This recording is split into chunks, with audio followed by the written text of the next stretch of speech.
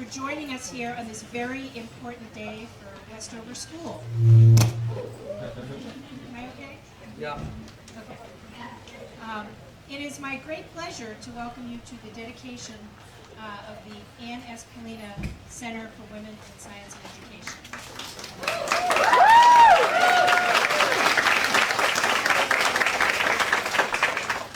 Ann's life was really dedicated to educating girls, and specifically lifting girls up so that no girl would ever again say, I am not a math person.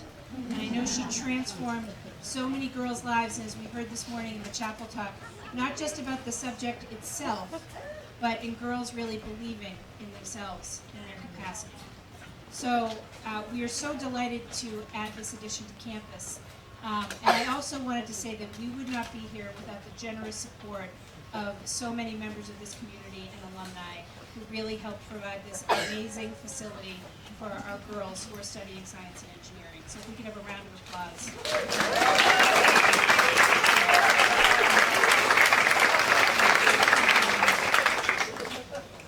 We have many wonderful guests here today. We have the Pollina family, we have trustees, we have, of course, our alums reunion weekend, we have current students.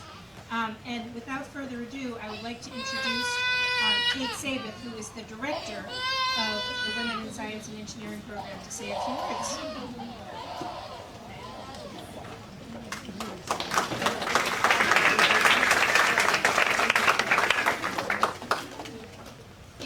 Was one of the most remarkable educators I have ever had the honor of knowing. She worked tirelessly to make the world a better place and to instill in her students and faculty the desire to do the same. Core to her beliefs was the idea that girls should have the same opportunities as boys, and during her career she fought for improvements to science and math education worldwide. In the early 90s, Anne led the charge to work with Rensselaer to develop the Women in Science and Engineering program. Before STEM was an educational buzzword, she developed a fully fledged 4-year curriculum that would lead students from entry-level exploration of engineering concepts to advanced specialized electives. Over 25 years later, WISE remains unique in its approach to high school engineering education and is thriving. We expose students to subjects they may have never considered and show them what they are capable of achieving. Claire, class of 2016, entered Westover never dreaming she had any interest in computer science or engineering. After her first WISE class, she was hooked. She graduated from the program and is now studying computer science at the University of Pennsylvania. Her story is not atypical of our students, who may never have considered these fields without the experience they gained because of Anne's vision in establishing the WISE program. In the last decade alone, 107 girls have graduated from the program. Of those, 77% have entered college intending to pursue STEM-related majors.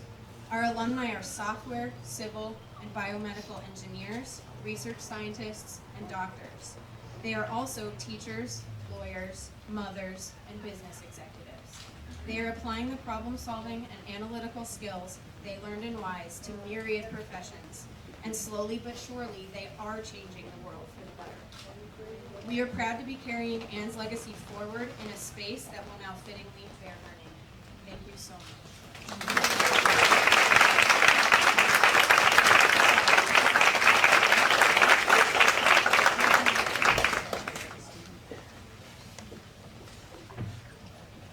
Hi everyone. My name is Alyssa Seifert, class of 2005, and I'm really honored to be speaking on behalf of WISE graduates. My experience was very memorable in WISE. I remember studying for AP Computer Science in the basement of the PC lab, which is definitely haunted. I remember my independent research project, which not only taught me about the biomaterials aspects of recycled limbs for prosthetics, but led me to wheelchair athlete camp, where I learned things that I can't articulate. I tried to articulate them in my college essay and was fortunate to study engineering in college. I went to Carnegie Mellon and double majored in chemical and biomedical engineering, and like an English graduate at Westover, minored in writing. So clearly WISE shaped my professional trajectory in more ways than I can even appreciate now. I developed a keen sense of engineering with the softness of humanities that the WISE program, Westover, and Mrs. Pollina really embodied.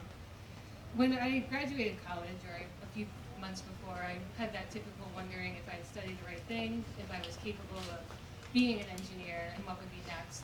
I wondered if I studied enough and where I would go. And Mrs. Pollina, again, as an alum, was a very instrumental part of my life. She encouraged me to take the opportunities I was presented to pursue a PhD in biomedical engineering at Yale. And as I was in New Haven, I was able to continue to present with Mrs. Pollina to various groups and schools about the importance of women in science and engineering.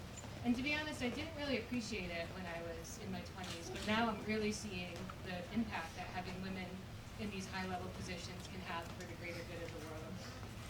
Mrs. Pollina taught teachers and she led leaders, and I'm fortunate to have become a teacher myself, starting my third year teaching on the faculty at Yale.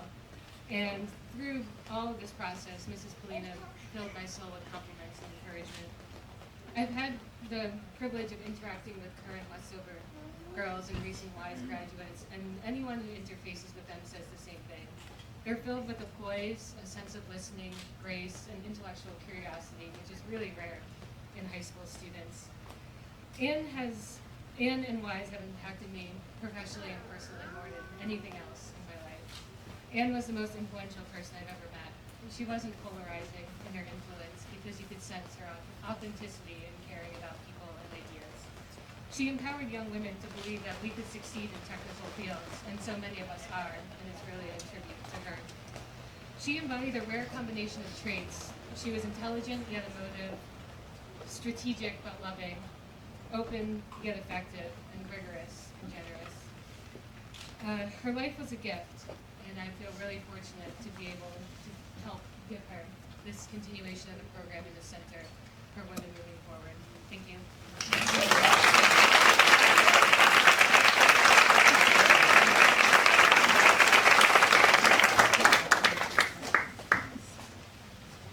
So I'd like to invite the members of the Pollina family who would like to come up and make some remarks.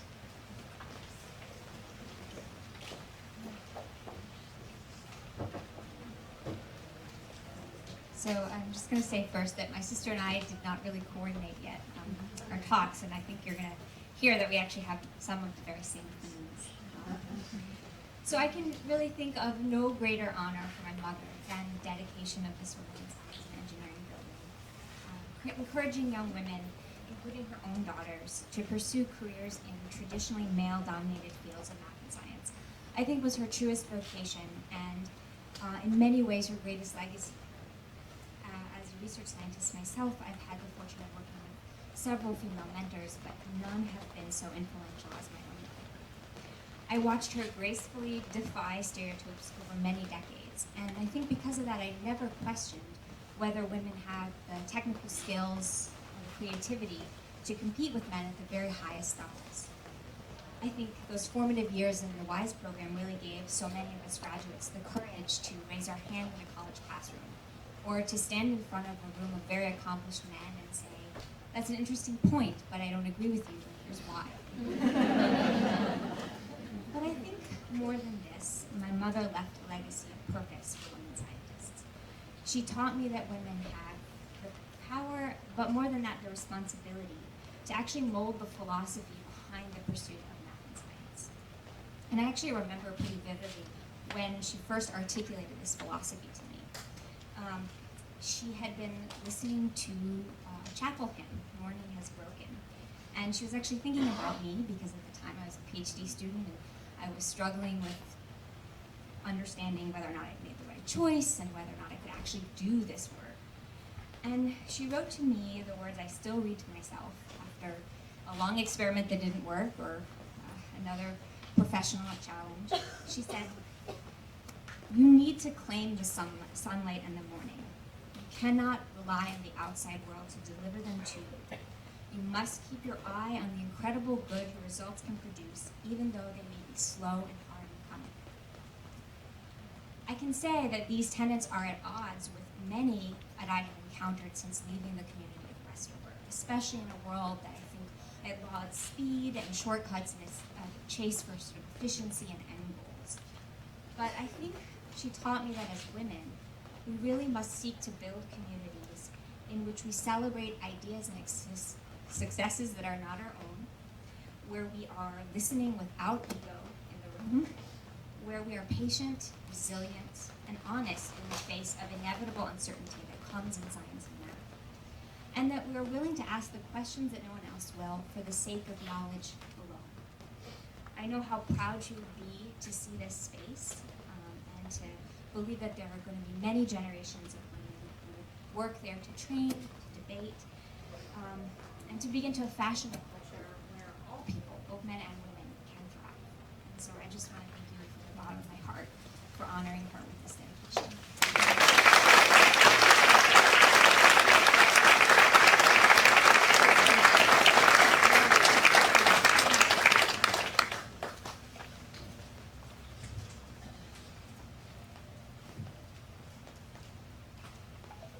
I also wanted to say thank you for naming the Y Center in my mother's honor.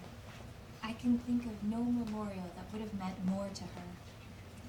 This space encompasses 4 of the things that she loved most: math, science, teaching, and the women of Westover. My mother and I share the vocation of teaching, and it was she who taught me how infectious a genuine joy in your subject can be. My mother had such joy in math. She could find math everywhere, in our dishes, in the toys we brought home, in flowers in our garden. During our childhood family dinners, as my sister and I discussed our school day, Mom would join in and start writing on the napkins, drawing shapes and equations in her excitement to discuss her. And I think that this space, which is designed to help students share that joy with one another, is a wonderful memorial to her. Mom found joy in the abstract theories of math and in their practical importance. She reveled in the beauty of abstract mathematics and in the ways that science and math could be used to solve the great challenges in the world. She believed firmly that women in science were crucial to this work of using science well in the world. And I know in this she drew inspiration from her students, who were so often motivated to learn math and science to solve the problems that they found. She would be so excited to know that this space is used to continue to support scientists who unite passion for their work and determination to use that work to improve the world that we share. But I think the simplest and the greatest thing my mother taught me has less to do with science and maybe more to do with scientists. It starts with a piece of advice that my mother gave me about teaching, actually, when I was working at an educational summer camp during college. I was preparing to do parent-teacher conferences, and because I was only a few years older than most of my students, the parents I was conferencing with were about my own parents' age, so I was pretty nervous. Mom said something to me that I've never forgotten. She said, "Just remember, when you're talking to parents about their students, you're talking about the most precious thing in the world." When you're talking to parents about their children. My mother's gift was to see that in everyone she met, to see them as precious and to treat them that way.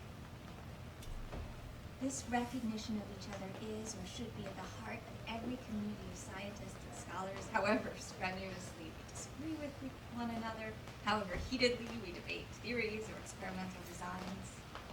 I know that Mom believed that this was at the heart of Westover and at the work that we were doing in this space. Thank you so much for honoring her memory in this way.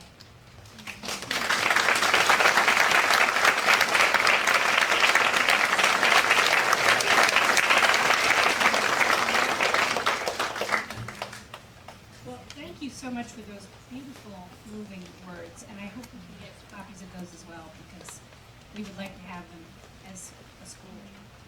And now I also wanted to pass along these mementos of the day from Westover.